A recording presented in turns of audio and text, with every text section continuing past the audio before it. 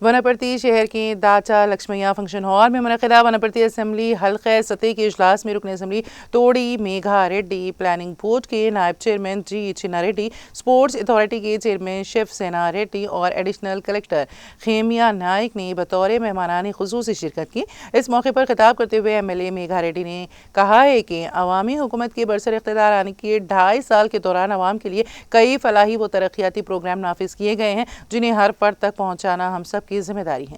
انہوں نے بہترین کارکردگی دکھانے والے سرکاری عہدیداروں کو مبارکباد پیش کی۔ انہوں نے کہا کہ عوامی حکومت کے قیام کے بعد سرکاری ملازمین کو ہر ماہ کی پہلی تاریخ سے بروقت تنخواہیں ادا کی جا رہی ہیں۔ وزیر اعلیٰ ریونت ریڈی نے عہدہ سنبھالنے کے بعد پہلا دستخط خواتین کی بااختیاری کے منصوبے پر کیا ہے، جس کے تحت اب تک ریاست بھر میں خواتین کے سفری اخراجات کے لیے تقریباً 10,000 کروڑ روپے خرچ کیے جا چکے ہیں۔ ایم ایل اے نے بتایا کہ گھر جیوتی اسکیم کے تحت 200 یونٹس مفت بجلی فراہم کر کے غریب عوام کو راحت دی گئی ہے۔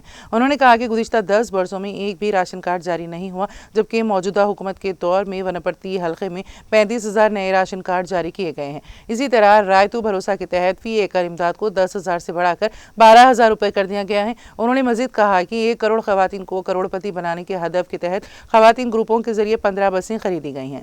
اماں آدرش پاٹھ شالہ کمیٹیوں کے ذریعے دیہی سرکاری اسکولوں میں بنیادی سہولیات کی فراہم ذمہ داری خواتین کے سپرد کی گئی ہیں۔